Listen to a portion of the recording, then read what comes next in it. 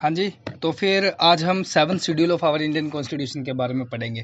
हमें पहले से ही जानता है कि हमारे कॉन्स्टिट्यूशन में ऑल ओवर 12 शेड्यूल मेंशन किए हुए हैं और उसमें से सबसे इम्पोर्टेंट शेड्यूल अगर की बात की जाए तो 7th शेड्यूल हमारे कॉन्स्टिट्यूशन का एक इम्पोर्टेंट शेड्यूल में से एक है। 7th schedule division of power की बात करता है, जहां पर पावर डिवाइड की हुई है यूनियन गवर्नमेंट के साथ, स्टेट गवर्नमेंट के साथ, और कॉन्करेंट लिस्ट भी यहाँ पर इंट्रोड्यूस की गई है। आर्टिकल 246 जो यहाँ पर मेंशन किया हुआ है, ये 3 लिस्ट के बारे में हमें जानकारी देता है। पहली लिस्ट की ये जो जानकारी देता है वो यूनियन लिस्ट होती है, जहाँ पर जो पावर होती है यूनियन के पास होती है। स्टेट लिस्ट जहाँ पर पावर जो होती है स्टेट के पास होती है, और कॉन्करेंट लिस्ट जहाँ पर पावर शेयर होती है और डिवाइड की जाती है इक्वल मैनर में। तो अब हम बात करते हैं स्पेशली यूनियन लिस्ट के बारे में कि यूनियन लिस्ट स्पेशली है क्या।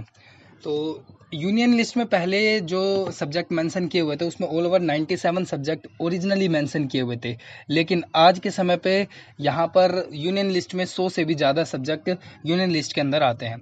इंडियन फेडरलिज्म या हमारी यूनियन को बहुत ज़्यादा पावरफुल बनाया गया है, जिससे हमारी कंट्री की जो सॉवरेनिटी है उसको मेंटेन किया जा सके।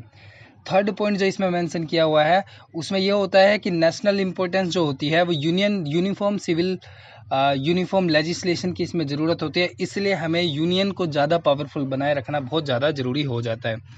और अगर स्टेट पावरफुल होगा तो स्टेट अपने आप में कुछ नए रूल्स को इम्प्लीमेंट करेगा, जिसकी वजह से जो यूनियन की पावर है और वो हमारे यूनियन की पावर को डिक्रीज करता है, और इससे हमारे देश की जो सॉवरेनिटी है वो वीक हो सकती है। इसलिए यूनियन का पावरफुल होना बहुत ज़्यादा ज़रूरी हो जाता है। 88th कॉन्स्टिट्यूशनल अमेंडमेंट के थ्रू टैक्सेस को यूनियन लिस्ट में इंक्लूड किया गया था। और अगर हम बात करें कि इसमें ऑल ओवर कितने सब्जेक्ट्स आते हैं, जैसे यूनियन लिस्ट की अगर हम बात करें तो इसमें जो डिफेंस ऑफ इंडिया है वो यूनियन लिस्ट के अंदर आता है, नेवी सिस्टम यूनियन लिस्ट के आता है, आर्म डिप्लॉयड, ये सारी चीज़ें, ये नेवल आर्मी हमने यहाँ पर जो देखो मेंशन किया हुआ है ना, आर्मी, फायरमैन्स, एक्सप्लोजिव, एटमिक्स एनर्जी, जितनी भी आते हैं वो सेंट्रल लिस्ट के अंदर। और जो इंडस्ट्री जिनको रिकॉग्नाइज किया हुआ आता है पार्लियामेंट में वो भी सेंट्रल अथॉरिटी के अंदर आती है, यूनियन लिस्ट के अंदर आती है। सीबीआई जो है वो यूनियन लिस्ट के आती है। प्रिवेंशन और डिटेंशन, फॉरेन जो भी अफेयर होते हैं वो हमारे यूनियन लिस्ट के पास होते हैं ना, ये फॉरेन अफेयर। और डिप्लोमेटिक जो भी कंडीशंस होती है ना, डिप्लोमेट्स होते हैं, ट्रेड्स होते हैं, कंसल्टेंट होते हैं, ये सब हमारे यूनियन लिस्ट के अंदर आते हैं। इसमें देखो यूनाइटेड नेशन ऑर्गेनाइजेशन, यूएनओ जो भी होते हैं वो भी यूनियन लिस्ट के आते हैं। 13वां जो पॉइंट है, इंटरनेशनल कॉन्फ्रेंसेस जितने भी होते हैं वो हमारे यूनियन लिस्ट के अंदर काउंट किए जाते हैं। अगर हम बात करें जो भी ट्रीटीज होती है, साइंस होते हैं, एग्रीमेंट्स होते हैं, इन सारे एग्रीमेंट यूनियन के पास ज़्यादा पावरफुल, उसको कुछ हद तक यूनियन को ज़्यादा पावरफुल बनाया गया है। और हाँ, वार और peace, foreign jurisdictions, citizenship, naturalisation, extraction, admission to the new state और एक्सप्रेशन, ये सब यूनियन को यहाँ पर पावरफुल बनाया गया है। रेलवे जो है वो किसी स्टेट की नहीं है। इस तरीके की इसमें बहुत सारी लिस्ट मेंशन की हुई है। देखो यहाँ पर ऑल ओवर 48, 50, 63, एक मिनट,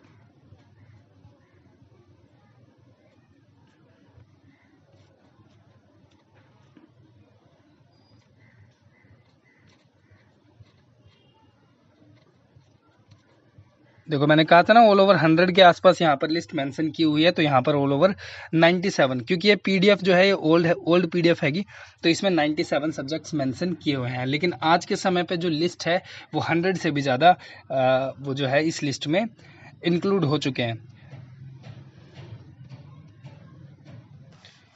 ओके, जब सेंट्रल लिस्ट खत्म हो जाती है तो उसके बाद हमें सेकंड लिस्ट को स्टडी करना होता है, जिसका नाम है स्टेट लिस्ट।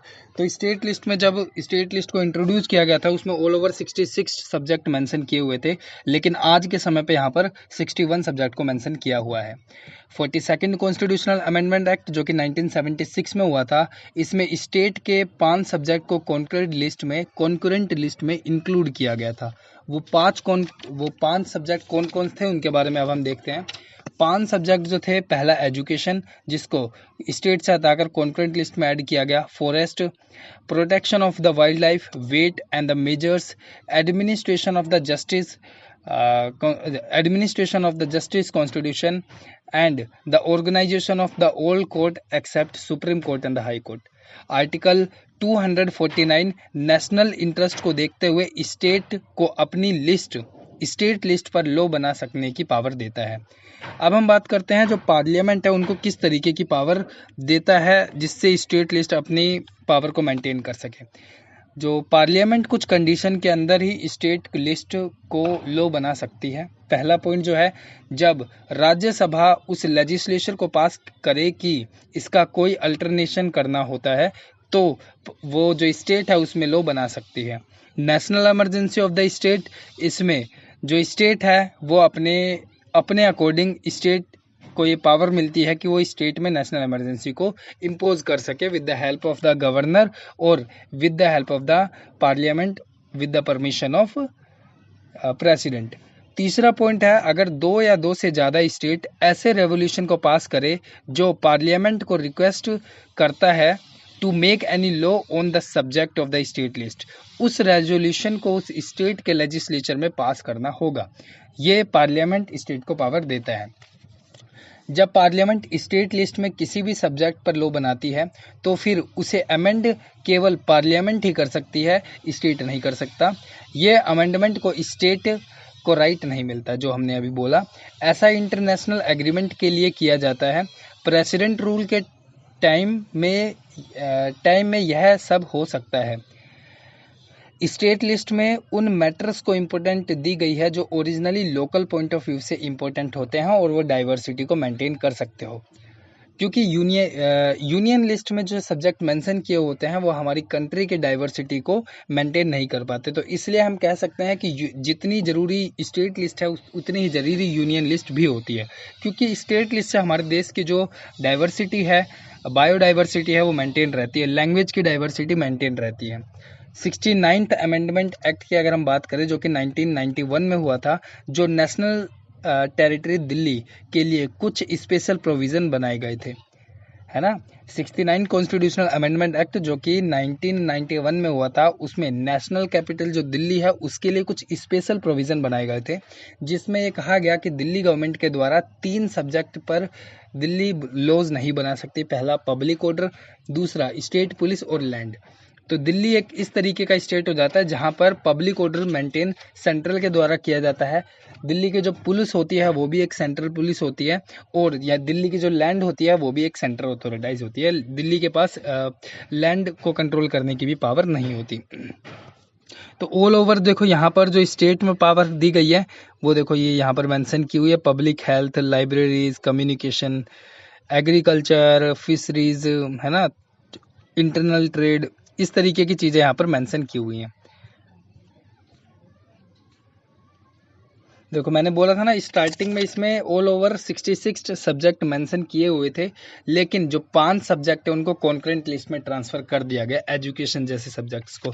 उन 5 लिस्ट के बारे में हमने ऑलरेडी बात करी थी। उन 5 लिस्ट को हम दोबारा बोल सकते हैं, जैसे एजुकेशन था, फॉरेस्ट था, protection of the wildlife था, वेट एंड द मेजरमेंट था, administration of the justice constitution and the organisation of the court except supreme court and high court. इन सारी लिस्ट को हमने यूनियन लिस्ट में और कॉन्करेंट लिस्ट में divide कर दिया गया था।